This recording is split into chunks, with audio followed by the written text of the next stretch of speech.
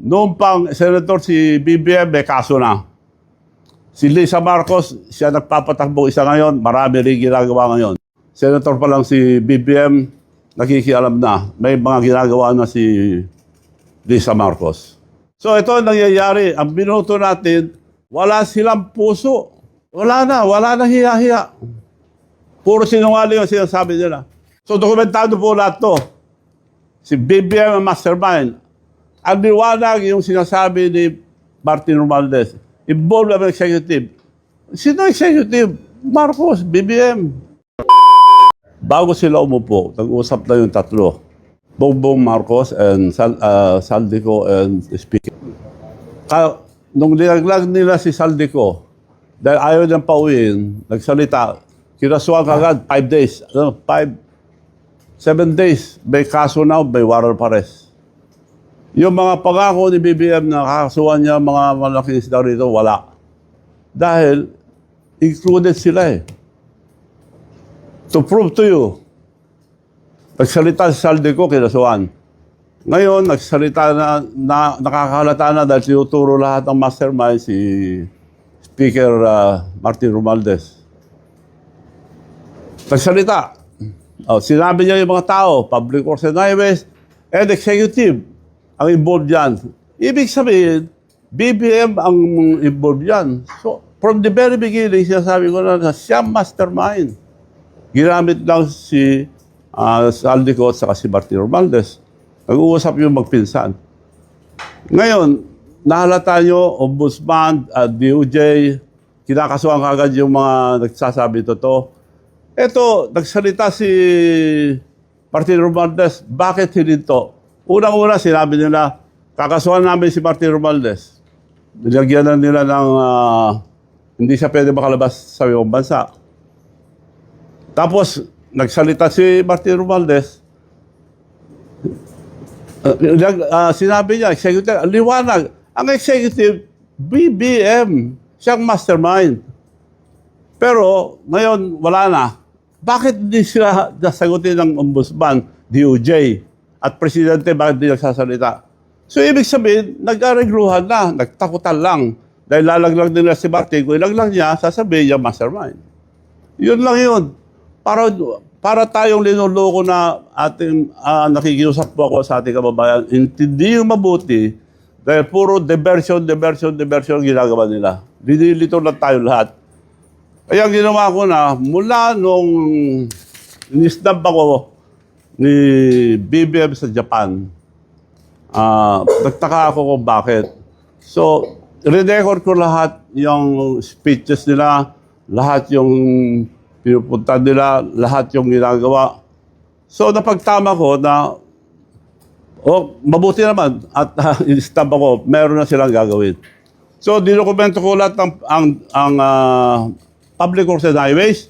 Record po galing sa Malacanang and Public Works and Highways 2. Isa lang muna sasabihin ko ngayon para di marito ang ating kababayan. Di ba sabi niya noon, 2024, I built 5,500 flood control. Palakpakan ng tao, Congress. Nung dumating yung bagyo, nabaha tayo.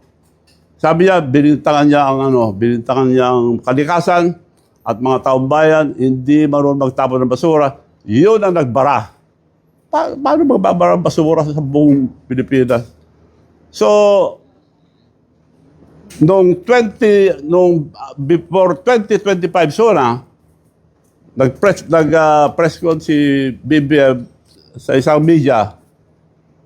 Sinasabi nila na mabay si BBM, gusto niya makipag-reconcile kay Duterte, ayaw kong kaaway, maraming kong kaaway, gusto ko kaibigan.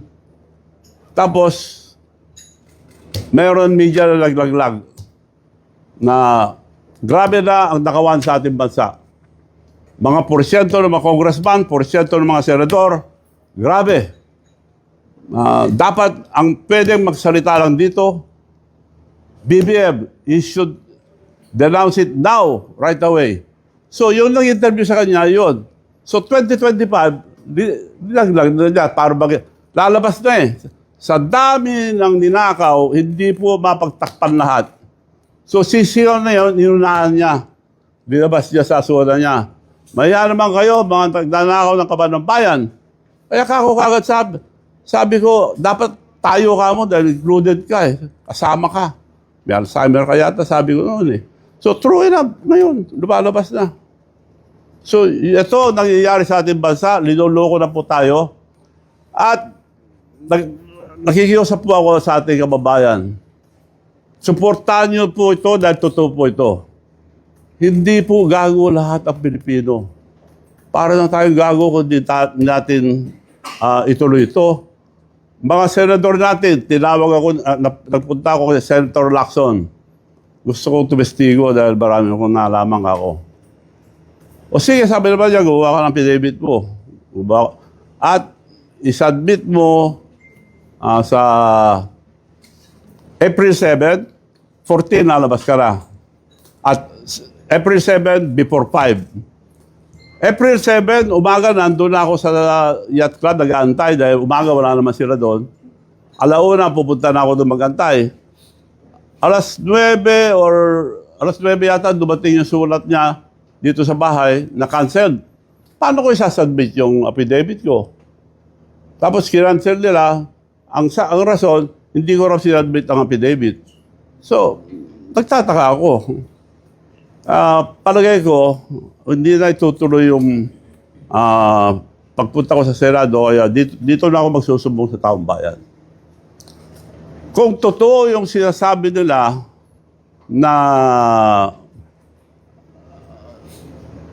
walang nangyayari sa ating bansa, kalukuhan, bakit hindi nagsasalita ngayon yung mga congressman, mga senador? Bakit pinagtatakpan?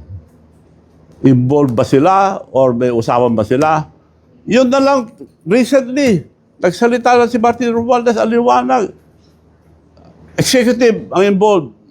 Pinangalanan niya lahat, yung public and highways. Wala naman nag-iimbestiga. So, linuloko po tayo. Ulitin ko, ang mastermind, BBM. Dokumentado ito yung budget ng Public Works and Highways ng 23, 24, 25. 25, binugbog nila doon. Kinuha yung pera ng hindi dapat galawin, yung PhilHealth.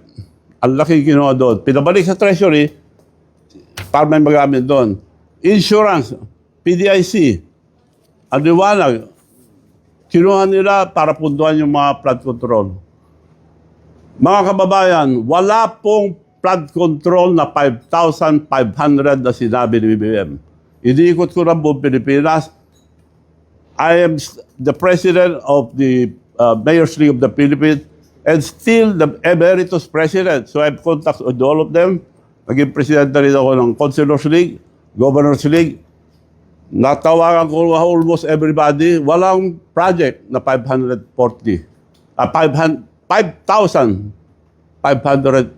project. Now, isa lang ilalabas ko ngayon para hindi kayo malito. Doon na lang sa Ilocos Norte.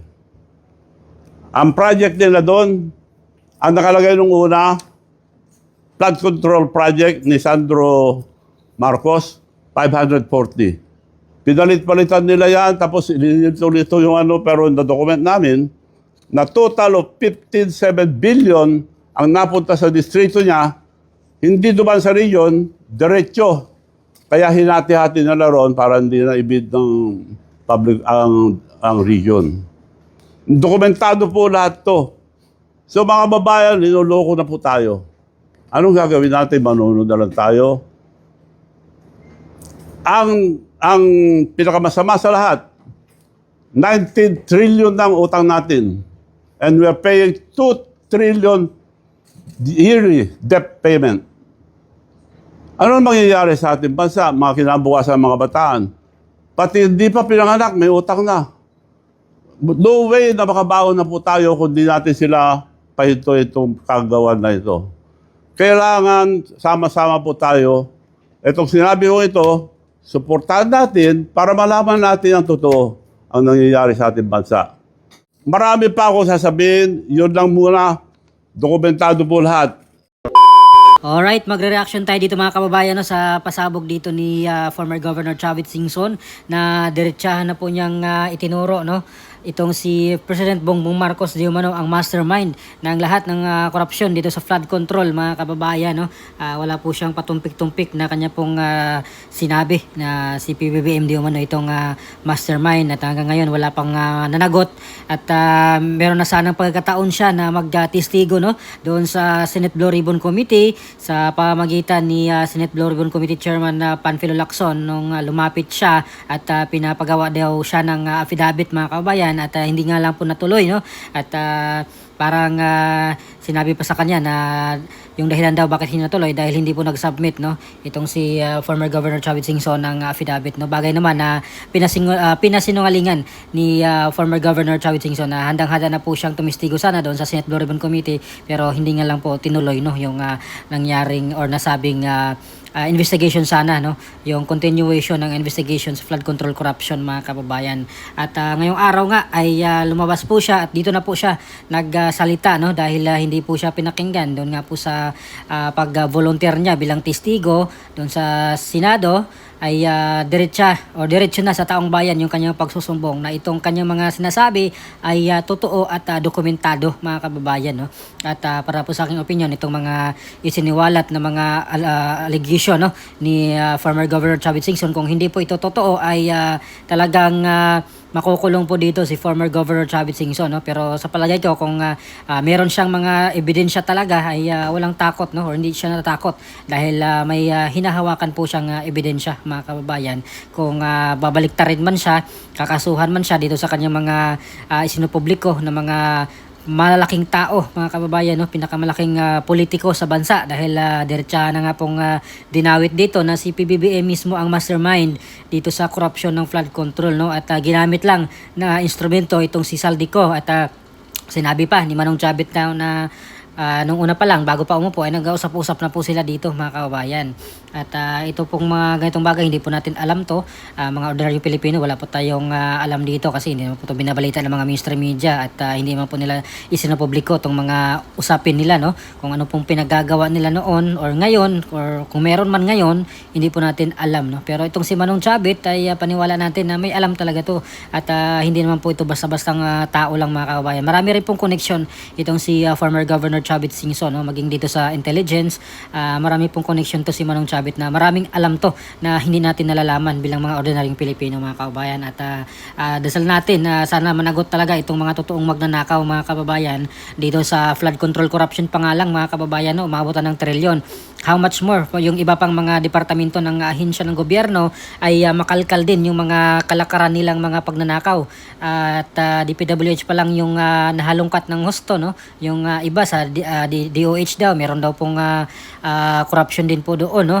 sa Bureau of Customs na noon pa man talaga ay isa sa mga pinaka-corrupt na ahensya ng gobyerno ang customs mga kababayan. At sa tingin ko naman mga kababayan kung talagang mismo ang Pangulo yung di umano'y dawit dito ay imposible po nating mapapanagot itong mga totoong magnanakaw mga kababayan. So abangan po natin kung magpalit na po ng administration no kasi sabi ni Pipi Sara kung siya po yung papalarin na makaupo no sa Malacanang bilang susunod na presidente ay yung kanyang vice presidente yung kanyang inaatasan na maghabol no or habulin itong lahat ng mga kurakot ng mga politiko siya yung magpapakulong samantalang siya ay gampanan yung kanyang trabaho para pamunuan no at muling pagandahin no ang ekonomiya muling ibangon ang ekonomiya ng bansa na lugmok ngayon mga kababayan dahil nga po dito sa corruption ay nagsiatrasan na yung mga foreign investors no wala na pong nag-i-invest wala nang nagtiwala na mag-invest dito sa Pilipinas dahil nga po dito sa malalang korupsyon at as a matter of fact ay kabilang na po ang Pilipinas sa pinaka-corrupt na bansa no sa Asia mga kababayan kung hindi sa buong mundo kaya lungkot no mga kababayan isipin na talagang ang Pilipinas ay hindi talaga umuunlad pagkat or hanggang merong mga politiko, mga politicians na mga kurakot mga kababayan, yung kanilang mga personal na agenda, yung kanilang personal na pagnanakaw lang yung kanilang inatupag, imbis na magsilbi sila sa taong bayan, hindi po talaga aasinso no, ang Pilipinas mga kababayan. At hanggat patuloy na binubuto ng mga Pilipino itong mga klaseng politiko, ng mga kawatan, mga dinastiya na mayroon ng mga records no, na may mga korupsyon ay patuloy pa rin pong binubuto ng mga Pilipino. So sana magising na po ang taong bayan at maging matalino na, no. Tandaan po nila yung mga pamilya ng mga politiko na involved na sa mga korupsyon ay sana hindi na po nila iboto or ibalik sa pwesto, mga kabayan. At naniwala po tayo na marami naman pong mas deserving, no. Mas maraming mga politiko na willing at handang magserbisyo talaga sa taong bayan na hindi magnanakaw, mga kababayan. So ano po masasabi dito sa statement or sa mga sinasabi ngayon ni Manong Chavit Singson, no, na diretsahan na po niyang dinawit or itinuro si President Bongbong Marcos bilang mastermind sa korupsyon sa flood control, mga kababayan. So please comment down below. Maraming salamat. God bless po sa ating lahat.